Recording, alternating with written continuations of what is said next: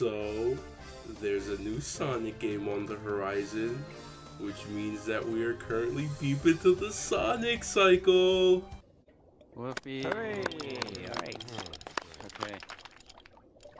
We are seeing fans filled with hopium, copium, and all at once. And I want to focus on those who are worried about the upcoming Sonic games. This is not an attack on anybody. I just want to rationalize why Sonic fans are worried about this seemingly ambitious project that Sonic Team find themselves creating once again. Trust me, I'm concerned myself. But unlike the other times with Sonic, I actually kind of feel more hopeful this time around. Hopefully it doesn't come back to bite me in the ass.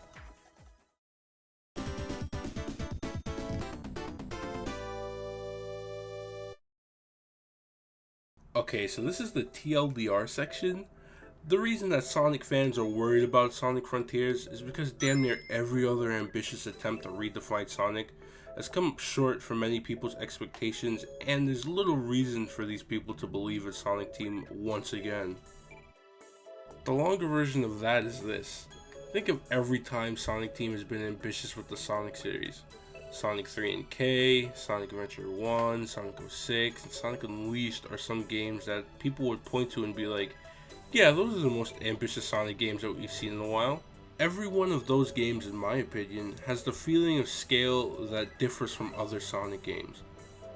Unfortunately, almost every one of these games adds something that lessens the impact of the team's ambition. Sonic 3 and K is literally perfect, so there's no worries there.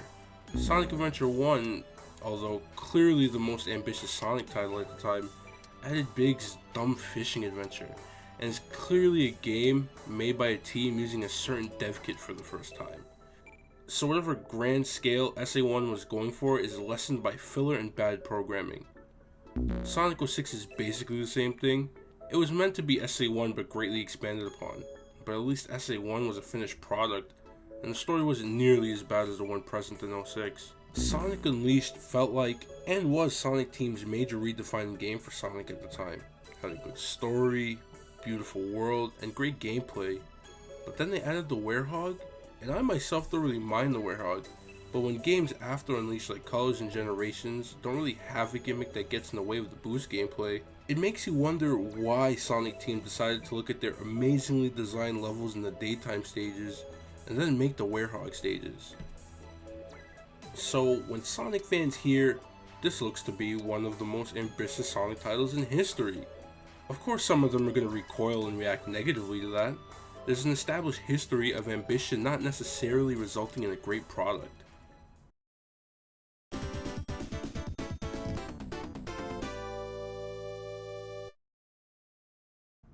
There's another reason why I think a lot of Sonic fans are concerned about the game.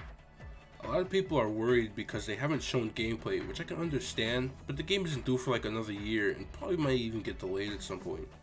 That wasn't my big point, however, so let's get to that.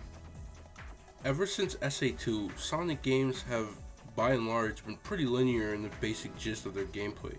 I actually made a thread about this on Twitter. I think people are worried about the open world aspect of the new Sonic game because every Sonic game starting with SA2, minus 06, has had linear level design. We are conditioned to see and play the games as reach the end quickly and efficiently because they made them that way. So my point here in this first tweet is that Sonic games have become score attacks. They're designed for you to obtain a high score quickly as you progress through a level. There isn't much time for you to explore certain areas to find goodies and interesting Easter eggs like you were able to in the original trilogy and SA1. Most levels from SA1 and the original trilogy were designed more openly. The end goal is the same, but you can take different paths to get there. I believe the natural progression of that style of gameplay is a sandbox type of game.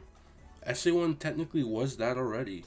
The original games had a design philosophy based on your skill as a player.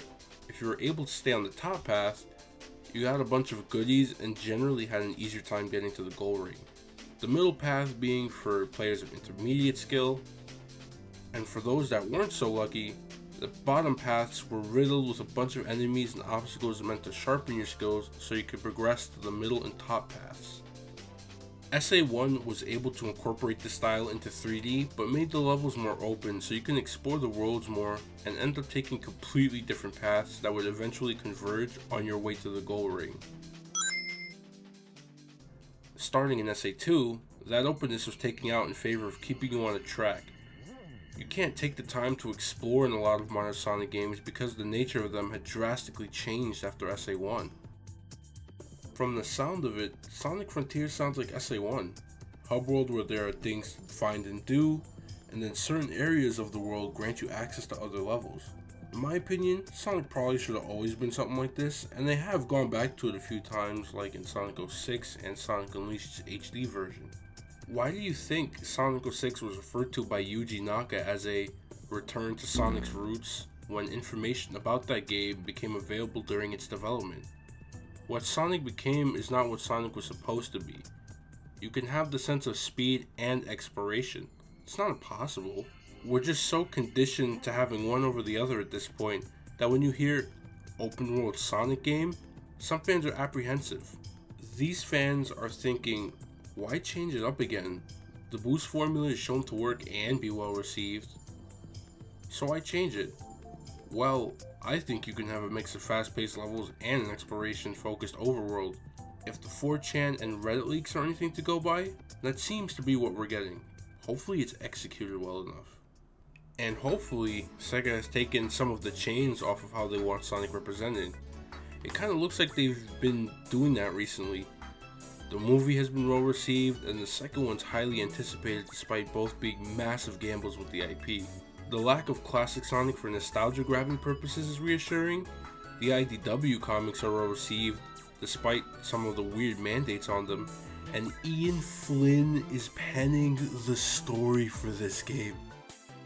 I know the director of this game has caused some people to be concerned, as he's worked on games like Sonic Lost World and Forces, which are very painfully average games, but it feels like this time, more than any other time in recent years, Sonic Team has been given a chance to do something good with the Blue Boar, and hopefully they do. Hell, the way this game looks reminds me a lot of Phantasy Star Online 2 New Genesis, and that game looks great. I wouldn't be surprised if some of the devs from that game are working with Sonic Team on Sonic Frontiers. Anyway, I think Sonic is in a good place right now. Well, relatively in a good place. I'll be on the Hopium squad for this Sonic cycle. If you've made it to the end of this video, thank you! It honestly means a lot that someone out there would put up with my voice to hear what I have to say. I want to take this time to do a special shout out. This is something I want to start doing at the end of my videos, giving attention to either lesser known or relatively known content creators that have inspired me and make some amazing content that I want more people to see. The very first shout out goes to Some Call Me Johnny, the very first YouTuber I ever watched and subscribed to. The dude's cool, makes great video game reviews, and has garnered a pretty good following and community around him. Peep his YouTube, Twitch, and Twitter for more of his stuff. He's a genuinely great guy, and he deserves all of his success.